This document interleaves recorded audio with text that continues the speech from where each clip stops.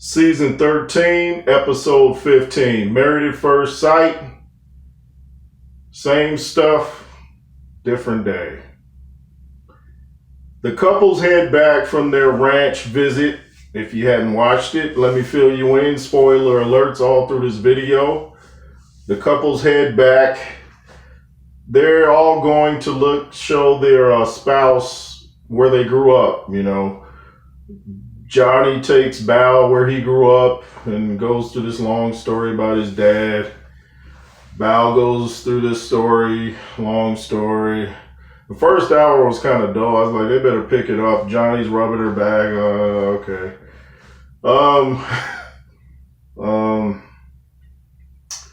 Michaela and Zack. I'm going to just start right in with them because that's the, besides Johnny and Bao, they're like, they're the couple that's really setting it off. But Johnny and Michaela and Zack, they meet with Dr. Pepper, and Zack's just like, today's not the day that I want to talk. Just walks out.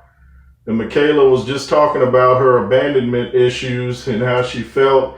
And then he goes and does that, just walks out, and she's sitting there looking like, did he really just do this to me? Did he really just do this? Yeah, he really did it. I mean, other than Gil and Jose, the men have been doing it this whole season. I mean, if you watch my videos, it's probably sounding like one big replay because I'm saying almost the same thing every week because we're getting the same thing every week pretty much, just in different cases. So I figured in order to say something different each week, just deal with the specific situations that happen so I just don't sound like a broken record. But Zack's just not up for it. You could tell he's already checked out. Said actually that he called his ex-girlfriend to talk about his situation. I thought, so that's where your mind is. You could have called anybody. You could have called your brothers, your homie, your parents. Instead, you called your ex-girl. Apparently, that's where his mind is, or has been. And then later, Michaela says that Zack wants to have what does he call it? Closure moment or something, and where he wants to meet with her and Dr. Pepper. And you could tell at this moment, Michaela's just checked out too. She's like, dude, you could tell her expression's like, well, whatever, dude. And now all of a sudden he's all bubbly. It's like he's one of those kind of people. Seems like if you're happy, he don't want you. If you're down, then he wants you. But Michaela's checked out, and Dr. Pepper's still trying to get him to work. So she says, "Here's something my husband taught me.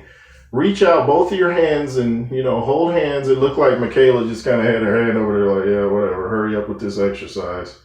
Come on. So she does the exercise, and Zack is talking about, yeah, if she looks at me, she's going to smile. And he's just grinning like all of a sudden he's into her and he wants to talk to her. And I believe they agreed to talk. But I'm like, dude, she might have anger problems, but it's not right to play with her mind. And then, you push her buttons and then say, they're the anger problems I've been telling you about.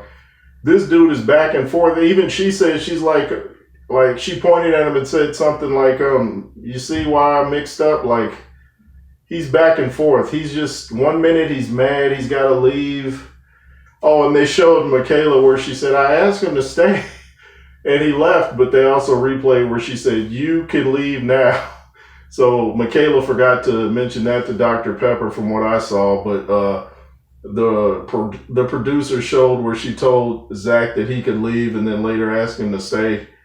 But Zack keeps playing games. 1 minute he wants to talk, next minute he doesn't. I mean, the anger problem that Michaela has is actually not as bad as his back and forth.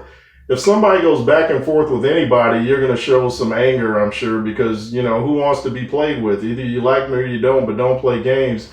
Either be all the way in or all the way out, but don't straddle the fence. None of that. So, and it looked like a preview from next week. She says she spent the night with him if she was referring to Zack. So we'll see what happens. I don't think they're gonna make it. like I said, Zack seems to be very immature and moody, a lot like the next guy, Johnny. Oh, Johnny. Can you gain like 200 pounds so we can square off in the ring and I teach you a nice lesson? Oh. So, good old Johnny has a talk with Bal's friend who's named Sarah. She's supposed to be Bal's best friend, apparently, but I guess she didn't get the memo because she kind of throws Bal under the bus and starts, we find this out when Johnny meets with Dr. Pepper. He says, yes, Sarah told me this and that. She told me how she tries to break down all of her boyfriends and mold them into what she wants them to be. I said, Johnny, you're projecting. That's exactly what you're doing to Bal. You keep breaking her down every week, insulting her, telling her what she needs to do. You're doing exactly what you're accusing her of doing. Do you think the audience isn't on to this? At least I am.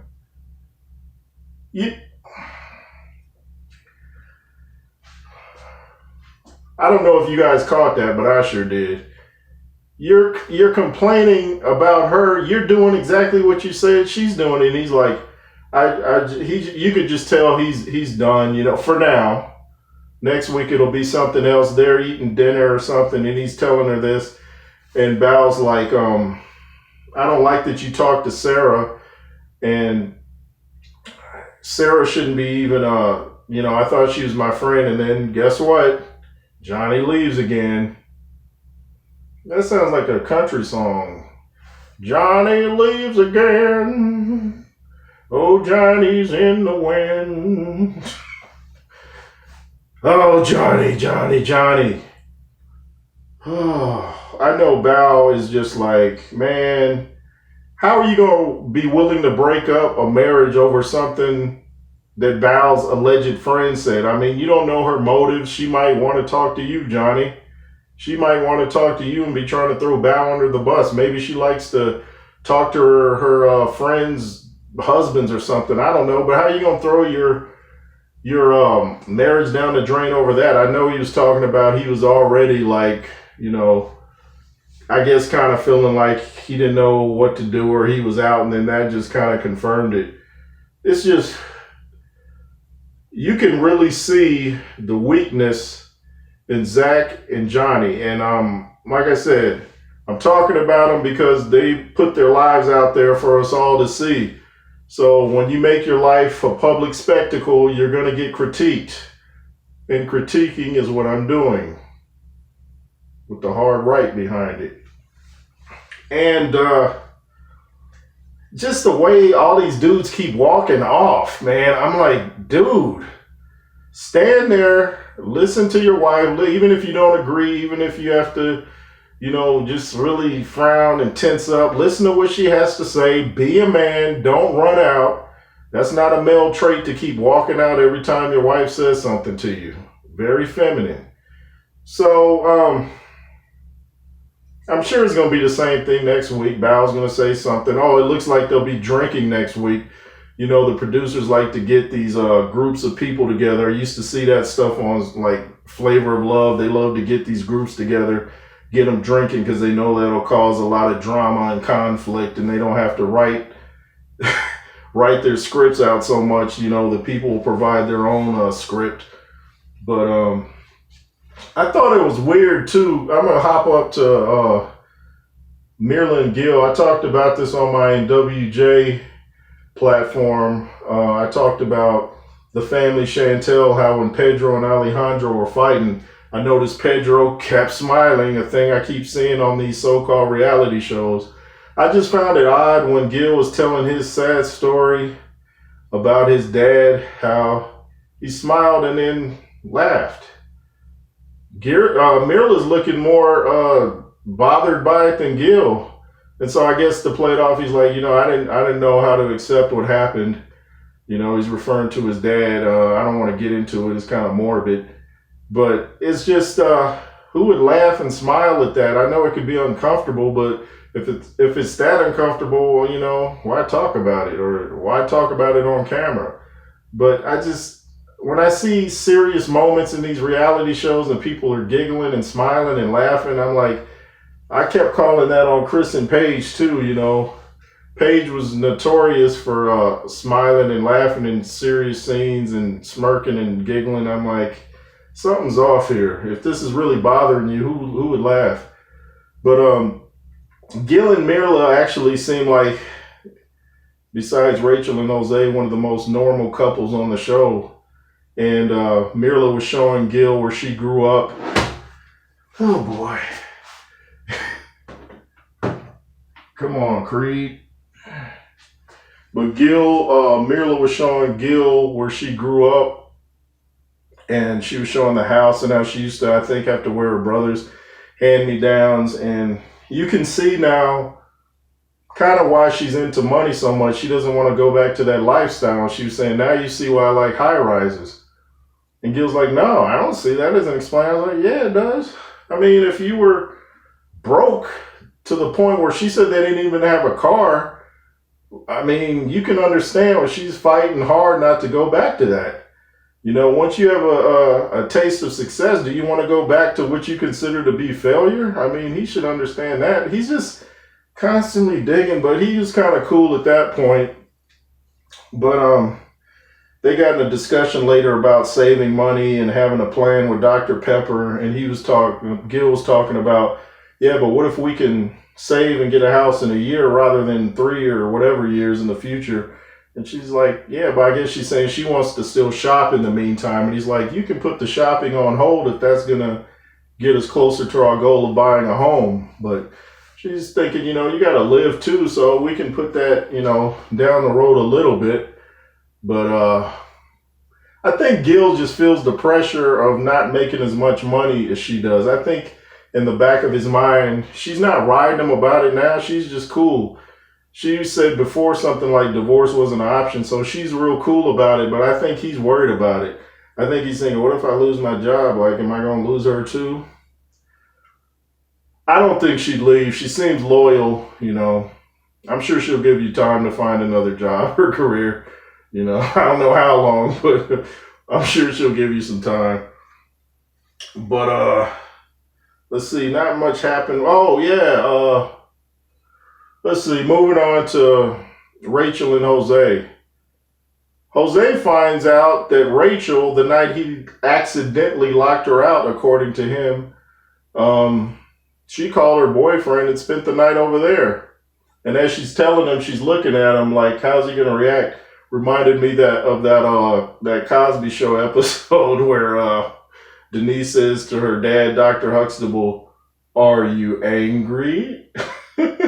That's how she was looking at Jose, like she wanted to say, "Are you angry that I was at my ex-boyfriend's house?" And he doesn't like that. He says that's a non-negotiable because his dad cheated on his mom, so he doesn't play that at all. So I'm thinking, you know, why didn't she call her family? Like, why, of all the people you had to call your ex-boyfriend? And she's saying, I don't want you to ever feel that I'm keeping something from you. I'm like, well, you just kept that from him. He's just now finding out. And if you know he doesn't play that, why even tell him? I mean, he was in the wrong for locking you out, so why even bring it up? Just leave it in the past. But we'll see how he deals with that on Decision Day. I think they have one more episode before Decision Day. I watched Unfiltered. This was the last episode of Unfiltered. It had Johnny, Mirla, and Ryan on there. And this is what I've been talking about. I've been seeing the clip. They finally show it where Brett catches Ryan. They had a good little moment where they were together, you know, reading notes they wrote to themselves or something. They had a good little moment, and then it got ruined as expected because Brett catches Ryan on a dating app. And not only that, he was dating one of her friends. And he says, well, you can see I'm not talking to anybody. Like, I can show you. She's like, yeah, but you downloaded the app. In other words, what were your intentions? What were your intentions, Ryan? What were your intentions, Ryan? Why did you download the app and then say, I didn't talk to anybody? Was it because you couldn't find what you were looking for? kind of like on the show. But she was right on target. She said, "Dude, you couldn't wait you couldn't wait a week. All he had was a week to go before decision day. You couldn't wait a week and then get on the app." And of course, in Married at First Sight tradition, Ryan walks out. He texts her something about, "You can do what you want," or something, "but you can see I wasn't talking to anybody."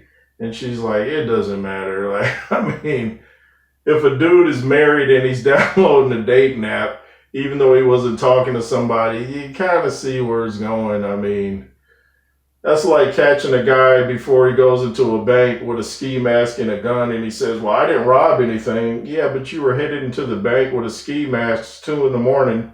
with a loaded gun. What were you about to do? What were you about to do? So we had Ryan bail out, Zack first, then it was Johnny, then Ryan. All these dudes but Gil just bail out. Now I'm probably forgetting something. I don't know how though. That, like I said, that first hour kind of was dragging. But sometimes I wonder too, did they make that whole storyline up with Rachel saying that she slept over her boyfriend's house? Because I'm like, the show was dragging. The producers probably thought, we got to, keep them tuned in with some soap opera type of drama. So just say you slept over your boyfriend's house. Who knows?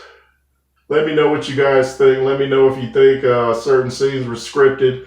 Let me know if you think Johnny should get some testosterone boosters. Let me know if you think what Ryan's intentions were by downloading the dating app.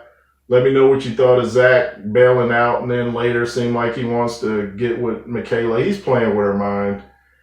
I mean, you clearly see it. When she wants him, then he doesn't want her.